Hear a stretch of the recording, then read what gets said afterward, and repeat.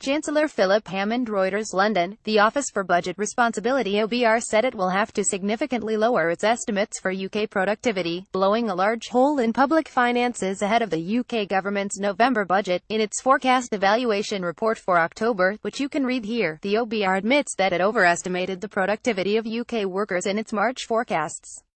The revised figures point to the average rate of productivity growth of 0.2% over the past 5 years as a more accurate guide for 2017 than the previous forecast of 1.6%.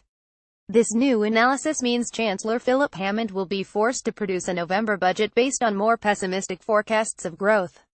The OBR's revised forecast is set to wipe out Hammond's ability to set aside money to smooth Britain's exit from the EU. Hammond last year pledged to build up a £27 billion war chest to help boost growth during Brexit. But if growth is slower, there will be less money collected in tax receipts and therefore less to set aside.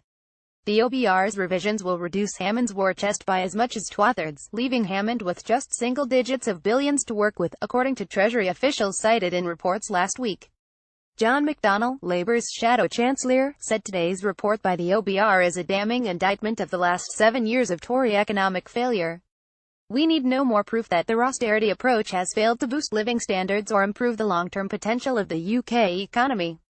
On a day when figures on construction published by the ONS show warning signs ahead for our economy, the mounting evidence for a change of direction from the Chancellor couldn't be clearer, he said. Hammond and the rest of Theresa May's government are under pressure to increase public spending and ease its austerity agenda after the Conservative Party's failure to retain its majority in the June general election. However, this will prove difficult for the Hammond, with the economic repercussions of Britain's decision to depart the EU beginning to take effect on the government's purse. Hammond and the Treasury are committed to cutting the deficit to just 2% of GDP by the fiscal year 2021. If the Chancellor wishes to stick to his current deficit reduction schedule, he will have to slash the amount of money set aside for Brexit in light of the OBR's revised forecasts. Until now, the OBR has been significantly more optimistic about the prospects for the British economy than the likes of the Bank of England and the OECD.